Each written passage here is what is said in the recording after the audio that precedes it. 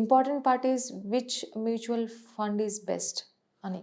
So yes, that's a good question actually. చాలామందికి నేను ప్రాక్టీస్లో కూడా first question that I face, sir ఎక్కడ పెట్టాలి డబ్బులు, ఏ మ్యూచువల్ ఫండ్ మంచిది? Actually there is no one generic answer for it. There is a process of selecting mutual fund. First thing, ఆ ప్రాసెస్ ఎలా అంటే, నువ్వు ఎందుకు పెడుతున్నావు అండ్ నీ రిస్క్ ప్రొఫైల్ ఏంటి and when do you want the money, దీన్ని బట్టి నువ్వు మ్యూచువల్ ఫండ్స్ సెలెక్ట్ చేసుకోవాలి. Then there is high probability. ర్యాండమ్గా ఎవరైనా చెప్పచ్చు, ఇది XYZ కంపెనీ స్మాల్ క్యాప్ బాగుంది, XYZ కంపెనీ మిడ్ క్యాప్ బాగుంది, ఇది చాలా బాగుంది, టాప్ ఫండ్ అది, ఇది దాని 15 years రిటర్న్ ఇలా ఉంది, 5 years ఇలా ఉంది, 3 years రిటర్న్స్ ఇలా ఉన్నాయని. Somebody will randomly tell you which fund is good or not. But అది నీకు సూట్ అవుతుందా లేదా తెలుసుకోవాలి అంటే, if you follow the process there is a high probability నీ గోల్ రీచ్ అవుతావు అనమాట. So let's say somebody says, నాకు ఒక 5 yearsలో ఒక ఇల్లు కొనుక్కోవాలి. ఓకే, అంటే 5 years is usually a longer term. Okay, 3 to 5 usually at least we say medium term, 3 to 5 years. Below 3 usually, for in the case of mutual fund we say short term. So longer term 5+ years is considered longer term. అలాంటప్పుడు మీరు మంచి equity ఫండ్స్లో పెట్టుకున్నాం అనుకోండి, 12+ రిటర్న్సే వస్తాయి per annum, కానీ అంతకన్నా ఎక్కువనే వస్తాయి అన్నమాట. సో అందుకే first say decide like how much risk I want to take, when do I want to my money. Okay, then see, let's say okay, now 5 yearsకి ఈక్విటీస్లో పెట్టచ్చు. ఓకే, ఈక్విటీస్లో కూడా ఏంటంటే there are classes of equities, large cap funds అని, mid cap అని, small cap అని. నేను ఇప్పుడు ఇదే అడుగుదాం అనుకున్నా, ఈక్విటీ ఫండ్స్లో ఈజ్ ఇట్ సేఫ్ అంటే షార్ట్ టర్మే చూసాను కదా, లాంగ్ టర్మ్ కూడా ఉంటుందా? లాంగ్ టర్మ్ కోసమే బెటర్ అనమాట. Actually equity funds at least in my experience అంటే ప్రాక్టీస్లో చూస్తే, I don't suggest anybody 1 or 2 yearsలో నాకు డబ్బులు కావాలి అంటే I usually don't suggest equity funds. ఎందుకంటే ఈక్విటీ సైకిల్, మార్కెట్ సైకిల్ చూసుకుంటే 3 years ప్లస్సే ఉంటుంది. కానీ అంటే if market is in a good cycle, you earn money in 2 years, it's fine. But there is a high probability that market can also go to a negative cycle also. అందుకే ఏం చేస్తామంటే 3 to 5 years అనుకోండి, పక్కా ఒక cycle cross అవుతుంది. So longer term usually equities perform well. Whatever return you are expecting, మనం పెట్టేప్పుడు ఎంత అనుకున్నామో అంత రిటర్న్స్ వచ్చేదానికి 80-90% ఛాన్స్ ఉంది రావడానికి. వేర్ యాజ్ షార్ట్ టర్మ్లో there is I would say 30-40% probability. ఎందుకంటే short term depends on lot of things, international న్యూసే అనుకోండి, డొమెస్టిక్ న్యూసే అనుకోండి, పొలిటికల్ వెదరే అనుకోండి, ఈవెన్ నార్మల్గా మన ఇప్పుడు మాన్సూన్ వెదరే, కానీ all of this effect are petrol, diesel, crude oil prices. So lot of inflation data, ఇవన్నిటి మీద వల్ల షార్ట్ టర్మ్లో మారుతాయి.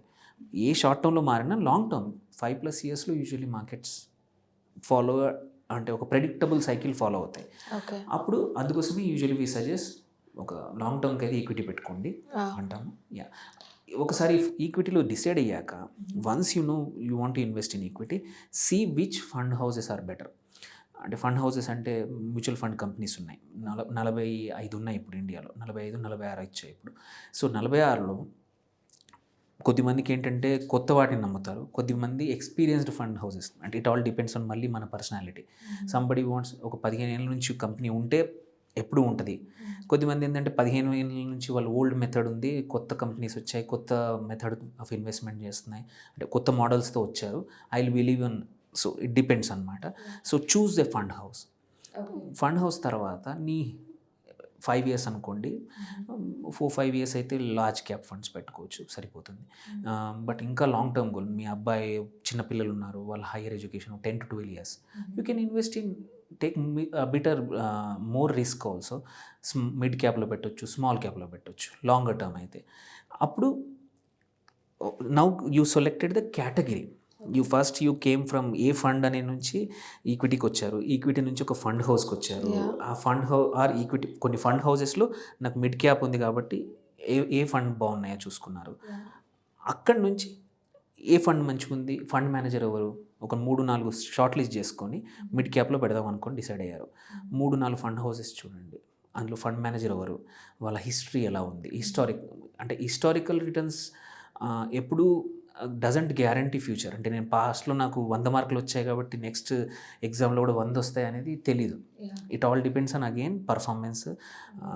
మళ్ళీ అదే సేమ్ ఎఫర్ట్ పెడితేనే ఫండ్ మేనేజర్ గానీ వాళ్ళ టీమ్ అది మార్కెట్‌తో తగ్గట్టు పెడితేనే రిటర్న్స్ వస్తాయి. కానీ it gives you good indication అనమాట. Somebody who's consistently doing let's say 95 వస్తున్నాయంటే నెక్స్ట్ ఎగ్జామ్‌లో కూడా వాళ్ళకి there is high chance. Same way here also fund which is giving you let's say 14, 15 కన్సిస్టెంట్‌గా ఇస్తుందంటే and let's say market average 10% అంటే it is beating already 10 కన్నా ఒక 4% ఎక్కువ ఇస్తుంది. In future also whatever the market returns it might give you that extra అనేది probability ఎక్కువ ఉంటుందన్నమాట. So you choose something which is good historical returns, good fund manager, good fund house. Now you then automatically ఇంకా ఎవరు చెప్పాల్సిన అవసరం లేదు. Once you have this numbers you can now decided okay ఈ ఫండ్లో ఈ స్మాల్ క్యాప్ ఫండ్లో పెట్టుకోవచ్చు. So that's how you come. ఈ ప్రాసెస్ ఫాలో అవుతే there is a higher chance that you success what ever goal you want for 10 years 5 yearsకి అంత డబ్బులు ready అవుతాయి. అలా కాకుండా ర్యాండమ్గా ఎవరో చెప్పిన ఫండ్లో పెట్టి చాలామంది పెట్టేస్తారు. They experience bad bad means market పడిపోయినప్పుడు న్యూస్ వింటారు, ఇవాళ 10% పడిపోయింది, 20% పడిపోయింది, ఇన్ని లక్షల కోట్ల వాల్యూ ఆవిరైపోయింది అని న్యూస్ వస్తుంది. If you respond to that, respond అయ్యి ఆ రోజు అమ్మేస్తారు. సో కామన్ సెన్స్ సేస్ ఏంటి, ఒక కామన్ సెన్స్ బిజినెస్ ప్రిన్సిపల్ ఏంటి, buy low sell high. So you are defeating that. చాలామంది మార్కెట్లోకి ఏదైనా మ్యూచువల్ ఫండ్స్లో కానీ డైరెక్ట్ ఈక్విటీస్లోకి వచ్చినా కానీ they come when the market is high, when there is a euphoria. So అందరూ వస్తారు. సో హై రేట్ ఉన్నప్పుడు కొని మార్కెట్ ఈజ్ డౌన్ ఉన్నప్పుడు అందరు సెల్ చేసి వెళ్ళిపోతారు.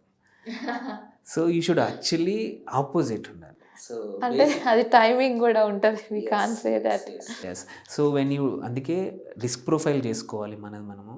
అండ్ ఇప్పుడు అనుకున్నాం అనుకోండి 2 years వరకు 5 years వరకు నేను డబ్బులు తీయను అనుకుంటే if you stick to that usually you will get it. But చాలామంది ఏమవుద్దంటే అన్గైడెడ్ అడ్వైస్ ఉంటుంది.